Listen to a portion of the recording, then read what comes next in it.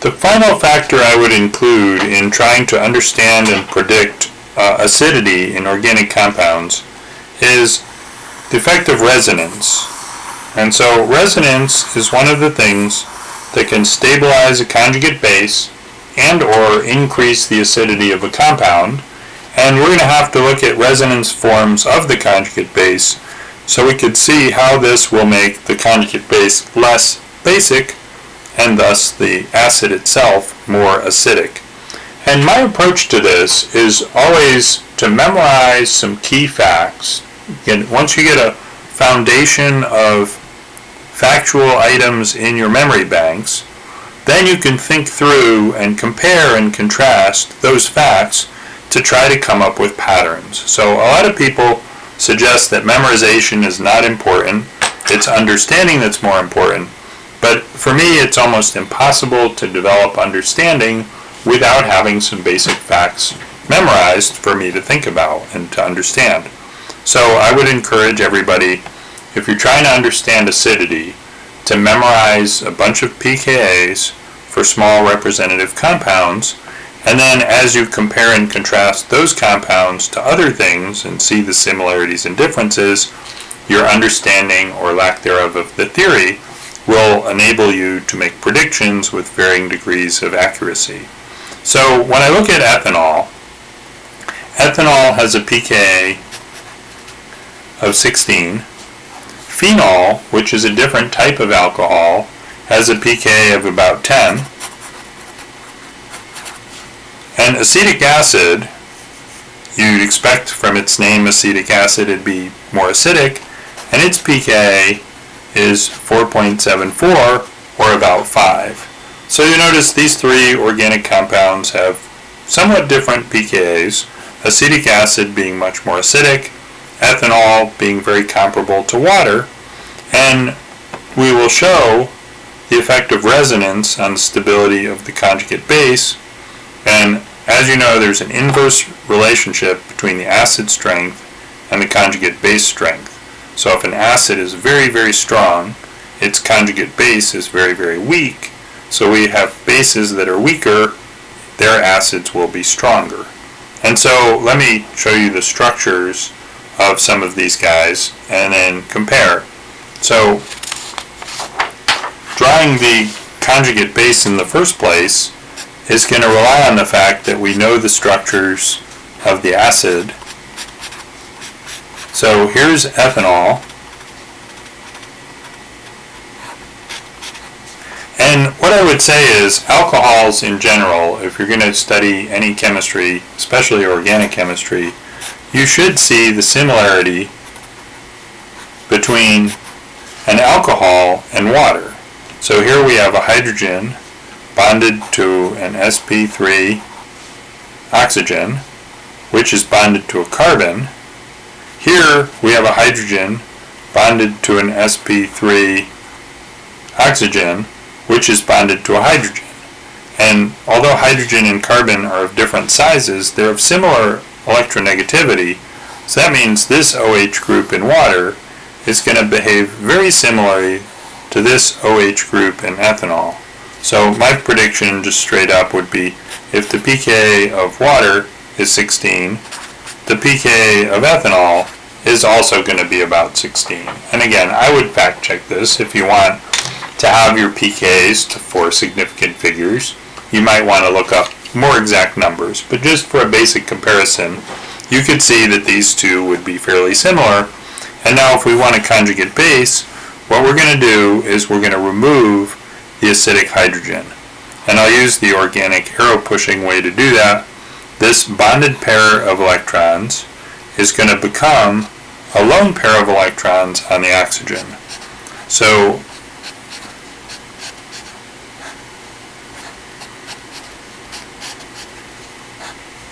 ethanol has a conjugate base, ethoxide, where now you have three lone pairs on this oxygen and a formal negative charge, and the H plus has been released in order to form the conjugate base. So here's ethoxide, and it should look very close to hydroxide, the conjugate base of water. So again, an oxygen with 3 lone pairs and a negative formal charge is going to be quite basic. This is going to have a full formal negative charge, which is going to make it attract the positive hydrogen to itself, and that's why in this particular instance, the ethanol does not generally release its H plus in water very effectively, like something like hydrochloric acid or acetic acid would. So the ethoxide is quite a good base because of this formal negative charge on an sp3 oxygen is pretty good at grabbing the H plus and holding it tight. It's not going to release it very well. Alright, so then if we look at acetic acid, so acetic acid, the structure is a little different than ethanol. I picked another 2-carbon compound, but in this case, rather than having 2 hydrogens on the carbon next to the oxygen, we're going to have a double bond to the oxygen. So now the acetic acid is an acid, and if again we're going to create the conjugate base by releasing the H+, so to release this as an H+, the oxygen has to take the electrons, so a bonding pair turns into a lone pair. That's the organic arrow pushing way to show what's going on. Then this oxygen hits a formal negative charge,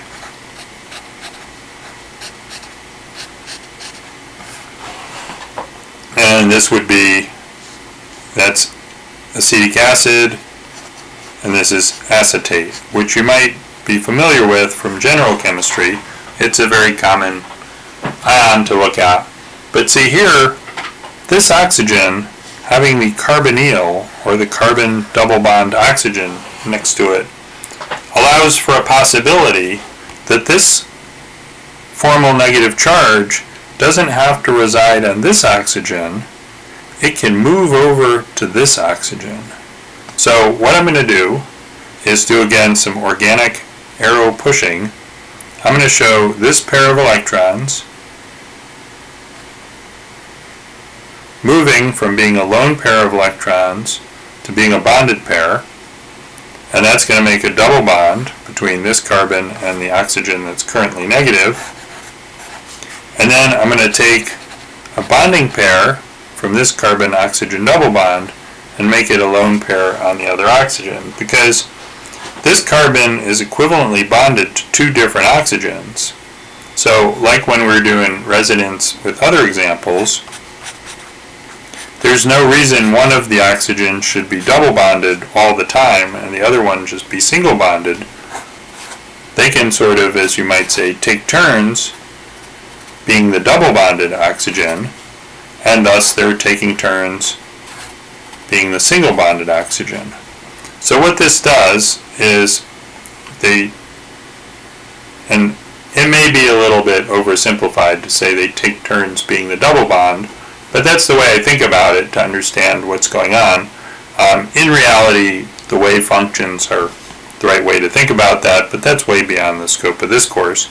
So if they do take turns being the double bonded oxygen, and they take turns being the single bonded oxygen, then each bond is a double bond half the time. So the 2 carbon-oxygen bonds are the same length. The other thing is the formal charge resides on each oxygen half the time. So whereas with the ethoxide, we just had 1 oxygen taking the full negative charge, now the negative charge gets to be shared between 2 different oxygens. And because of that, what a lot of people are going to write, and I've always disliked this, but it does have some important concepts that it illustrates, is a lot of people will write what they call the resonance hybrid,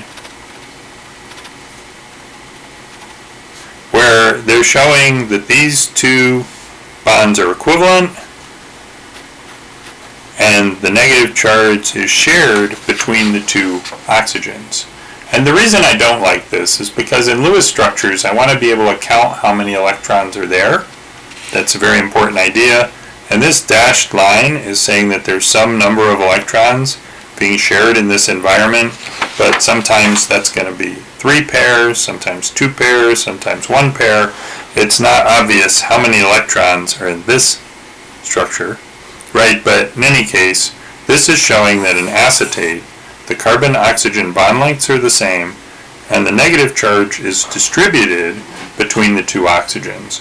And that's why some people will say that this is due to resonance, because we have the 2 different resonance forms. One where the double bonded oxygen is the top one, the other the double bonded oxygen is the right one. And then if those average, we have the 2 resonance forms, which allow the negative charge to be shared between the 2 oxygens. So this is a resonance effect. Other people will call this electron delocalization. So in the ethoxide example, there was only 1 oxygen for the negative charge to sit on. So this negative charge is localized on this 1 oxygen. This 1 oxygen has a full negative charge, makes it pretty good at taking this H+, so this is a good base. Right? It's good at taking the hydrogen plus, and so this is going to be stable and a fairly weak acid at pK equals 16. Again, weak and strong is all relative, so that's something to keep in mind as well. Now, when we bring resonance into things, now we look at each oxygen as having a half of a negative charge. That's going to have roughly half the power to attract an H+. So compared to ethoxide, acetate is a weaker base than ethoxide, because ethoxide had the full negative charge, the non-delocalized or localized negative charge, full negative on the oxygen. This one acts more like it's a half of a charge on the oxygen. And so that makes this a weaker base, which makes the acetic acid the stronger acid. So remember, if the conjugate base is weaker, then the acid is a stronger acid. So that's where we go back to stabilization of the negative charge in the conjugate base makes this a weaker base than it would be if things were localized, which makes this a stronger acid than ethanol. Again, you want to, if you're comparing, it's not a stronger acid than everything, but our comparison is between ethanol and acetic acid, and between acetate and ethoxide. So acetic acid is a stronger acid than ethanol. Again, the pK for ethanol is about 16. The pK for acetic acid is 4.74. So you can see the dramatic effects of allowing the negative charge to be shared between multiple atoms diminishes the power of the negative charge to cause the anion to be a base. And if the anion's a weaker base, then the neutral is a stronger acid. So acetic acid, and this is where I always lock on to the facts. Acetic acid is pK about 5. Ethanol is a pK about 16. So I know acetic acid is a stronger acid. If I need to explain why, that's where the distribution, the delocalization of the negative charge between the 2 oxygens shows why these oxygens will be poorer at attracting something that's positive. So I know this is somewhat complicated, and I'm going to do a third example of phenol, but that one requires more resonance forms and is a little harder to look at, so we'll save that for the next video.